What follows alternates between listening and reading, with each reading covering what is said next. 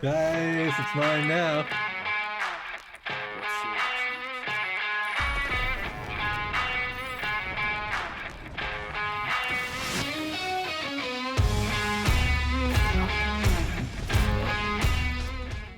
Damn. All right.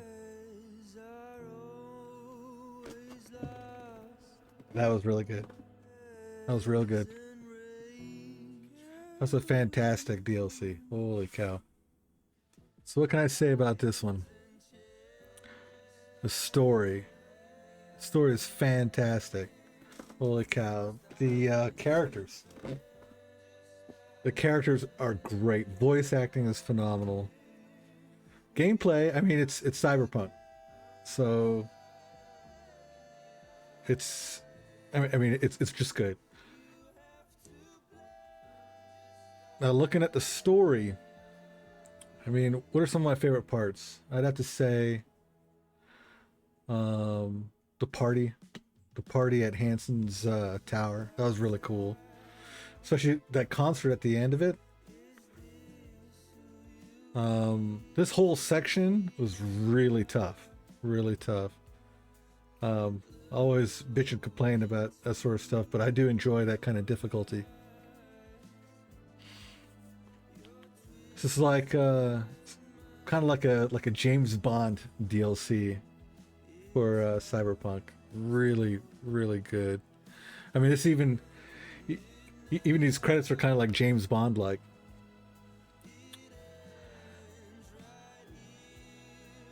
As far as the characters go, so at first, like President Myers, I hated her.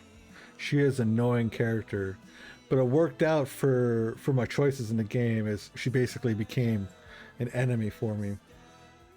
Hansen was this background character, basically this overruling Lord of Dogtown, basically. Kind of like this faraway menace. And then as everything started pushing towards interacting with Hansen, slightly developed. But I think as far as like his place in the story, he's essentially just a pointless MacGuffin, in my opinion. Like, he wasn't all that interesting. He had every time you interacted with him at his party, and then later on when you were posing as the net runners, there was something interesting there. But as far as anything else, it didn't seem that interesting. So basically, Hansen, Myers, and Alex were probably my three weakest characters in the story. They just didn't really have much going for them. Not much development. Their points of the story were kind of disjointed, and then when they were working the story, they didn't have any background for it. So that'd be one of my criticisms for them. The other characters, so Reed was an awesome character. I was really torn about going towards Songbird or Reed. Him being the super spy and working for Myers, that's what ended up pushing me towards picking Songbird. But as far as his character goes, really good development. Perfect voice acting, like perfect, fantastic. A lot of depth to that character. I really like Reed. Songbird was, in my opinion, a weaker character than Reed, but her side of the whole story was also very compelling, and really pushed me towards taking her side against Myers and the NUSA.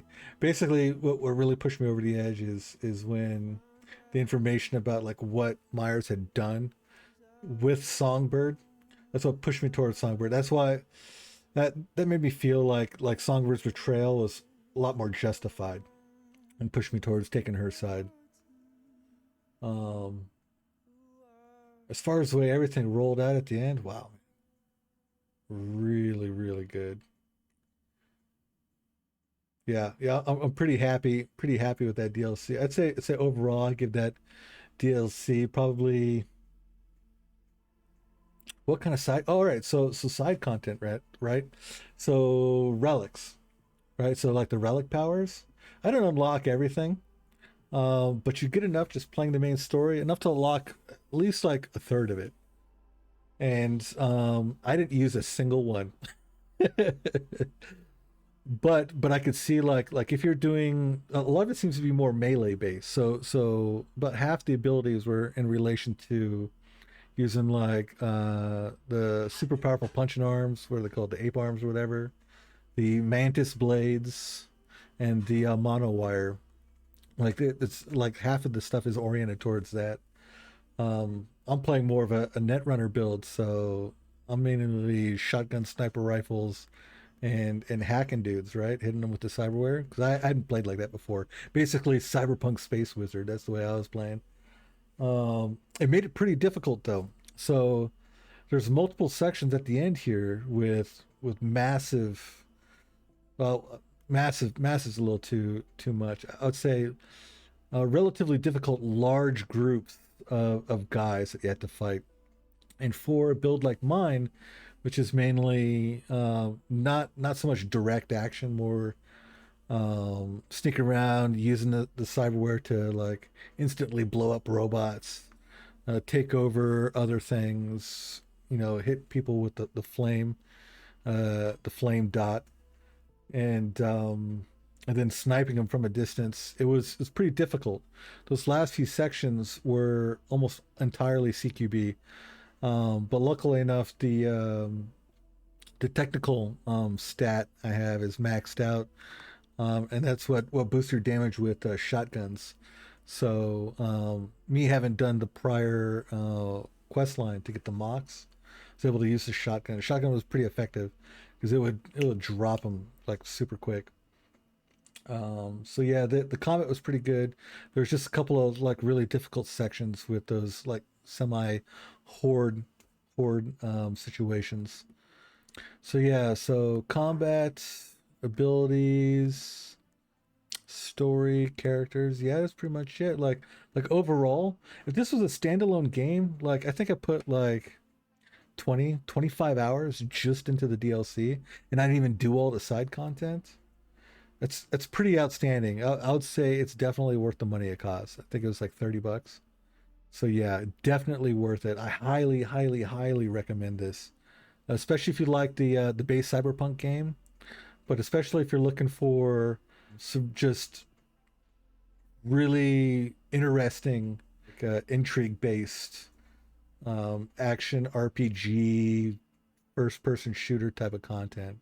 So overall, I would give this a 9 out of 10 by itself as a DLC, and then just make Cyberpunk just even better than what it already is. Definitely 8 or 9 out of 10 game. I would say a solid 8. I like it a lot more. In fact, I think I like this more than Final Fantasy 16. So I'm gonna say this is a 9 out of 10. This game's a 9 out of 10, especially with this DLC. So I highly recommend it. Is it game of the year?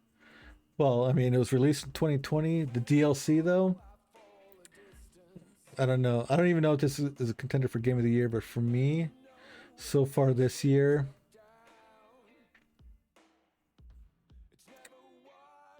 I would have to say this is probably game of the year for me with the DLC. Other than that, I'd say Baldur's Gate 3. Like, but I haven't beaten Baldur's Gate 3 either, and I'm putting all my work into Cyberpunk. So I definitely like this more than Baldur's Gate 3.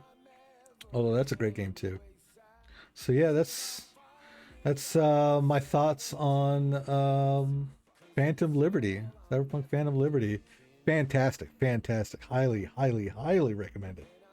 Well, we'll wait till the credits are done, and then we'll see if there's anything afterwards. All right, there we go.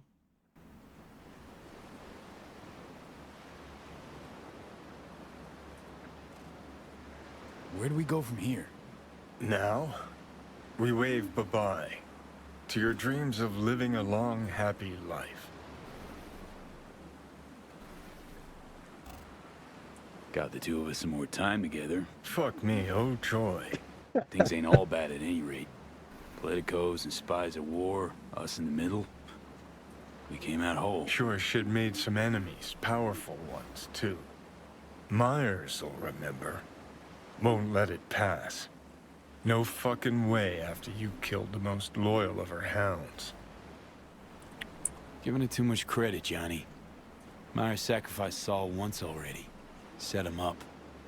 At least this time, he decided how he'd die. Yeah, on his own terms. Best sunset to life he could hope for. Best any of us can, actually. Miles better than living with the knowledge you shredded and trounced your ideals. Need to shift focus now. To myself. My own path. I'll say, fucking with NUSA plans launching a half-dead cyborg into orbit adds bricks to that edifice called legend. But clock's ticking, friend. You're dying. Gotta do something about it.